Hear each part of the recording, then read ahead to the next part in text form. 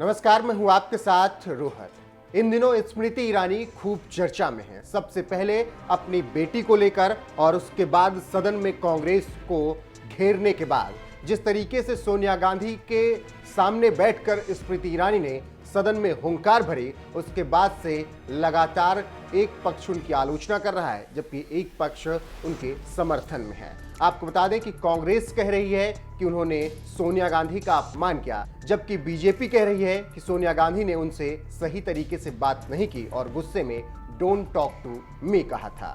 फिलहाल इन सब बातों के बीच सबसे बड़ा सवाल यह है कि आखिर हर बार गांधी परिवार और कांग्रेस के सामने बीजेपी स्मृति ईरानी को ही क्यों उतारती है। तो इसके लिए आपको पीछे चलना होगा। 2014 सबसे पहले आपको याद करना होगा।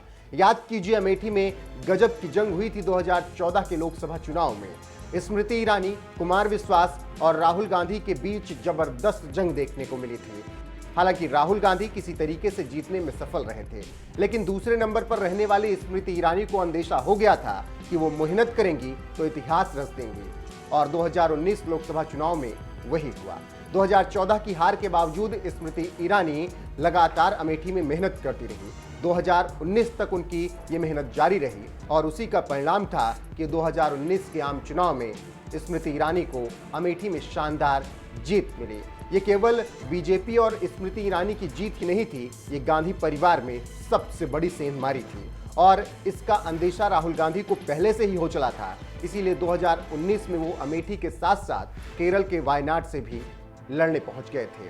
2019 लोकसभा चुनाव में ईरानी को जीत मिली तो उनका कद भी बढ़ा। गांधी परिवार की पारंपरिक सीट माने जाने वाली अमेठी में हार मिली तो गांधी परिवार स्मृति पर और बौखला गया और स्मृति ईरानी को जीत का तोहफा मिला। मोदी कैबिनेट में मंत्री बना दी गई और लगातार वो कांग्रेस पर तब से हमलावर रही हैं। 2019 से लेकर अब तक ईरानी वो पहला चेहरा बीजेपी की तरफ से होती हैं जो कांग्रेस पर सबसे ज्यादा हमला करती हैं।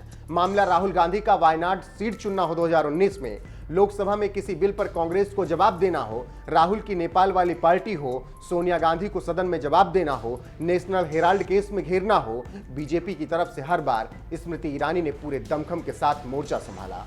और अब एक बार फिर से अधीर रंजन चौधरी के बयान पर जब जवाब देने की बारी आई तो ईरानी ही सदन में खड़ी होकर हुंकार भरती नजर आई, जिसके बाद सबसे बड़ा सवाल यही उठता है कि आखिर क्यों बार बार स्मृति ईरानी ही कांग्रेस के रास्ते का कांटा बनती हैं।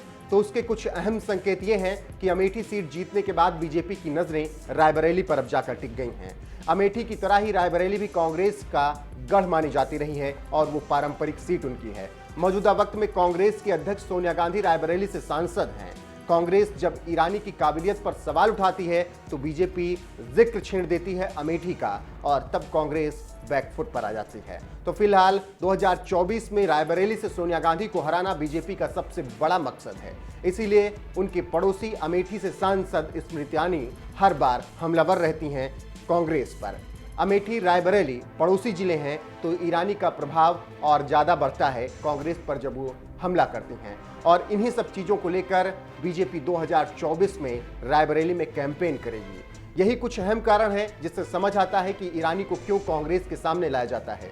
फिलहाल स्मृति ईरानी के चर्चे इस वक्त हर तरफ हैं। सदन में जिस जोरदार तरीके से उन्होंने कांग्रेस पर हमला बोला, जिसके बाद कांग्रेस अध्यक्ष सोनिया गांधी का सब्र भी टूट गया, वो भी दर्शाता है कि कांग्रेस के पास स्मृति ईरानी का जवाब नहीं है। और 2019 से जो स्मृति ईरानी कांग्रेस पर हमलावर हुई तो अभी तक वो रुकी नहीं है। बहरहाल सदन के अंदर से सुनिए स्मृति ईरानी का कांग्रेस पर हल्ला बोल। अध्यक्ष जी, आज इस सदन में कांग्रेस के एक ऐसा नेता विराजमान है जिन्होंने राष्ट्र के सर्वोच्च संवैधानिक पद पर विराजित द्रौपदी मुर्मू जी का सदन के नेता होने के नाते सड़क पर जाकर अपमान किया। इस राष्ट्र का ये गौरव है कि आदरणीय नरेंद्र भाई मोदी ने 75 साल की आजादी में पहली बार एक गरीब आदिवासी महिला को राष्ट्रपति पद का उम्मीदवार बनाया। राष्ट्रपति पद का उम्मीदवार बनते ही द्रौपदी मुर्मू कांग्रेस पार्टी की घृणा का केंद्र बनी। कांग्रेस के पुरुष नेताओं ने द्रौपदी मुर्मू को कठपुतली कहा। कांग्रेस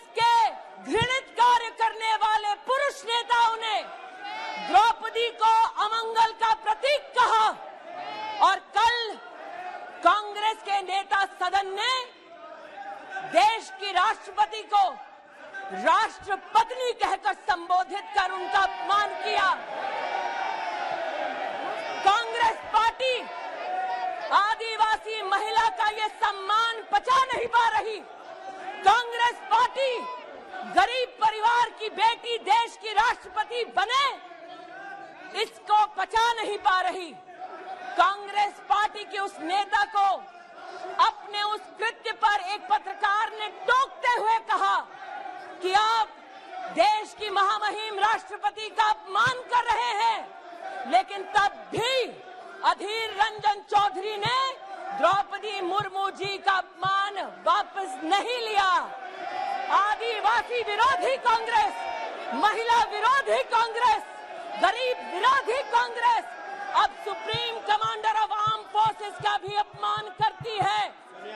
मैं आज इस सदन में कांग्रेस की मुखिया विराजमान है, उनसे पूछना चाहती हूँ, you sanction the humiliation of Draupadi Murmu, you sanctioned the humiliation of the tribal legacy of this country. Sonia ji sanctioned the humiliation of a woman in the highest constitutional post. Sonia ji sanctioned the humiliation of a poor woman who ascends to the highest office in this country. You sanctioned the insult of every Indian citizen. You, through your male Congress workers and leaders, have continued to demean the office of the President of India. Apologize to the nation. माफी मांगो इस देश से, माफी मांगो सोनिया गांधी आदिवासियों से, माफी मांगो औरतों से, माफी मांगो गरीब से, माफी मांगो और शर्म करो। जिस औरत ने पंचायत से लेकर पार्लियामेंट तक सम्मान के साथ इस देश की सेवा की, तुम्हारे पुरुष नेता सड़क पर उसका अपमान करते हैं। माफी मांगो सोनिया गांधी इस देश से, इस देश के आदिवासियों से, इस देश के गरीबों से, इस देश की औरतों से माफी मांगो। देश की राष्ट्रपति को इस प्रकार से अपमानित करना नेता सदन द्वारा, अध्यक्ष महोदय, मूल्यविहीन, संस्कारविहीन राजनीति का प्रतीक है। सड़क पर और संसद पर माफी। आज 12 बजे तक के लिए स्थगित की जाती है।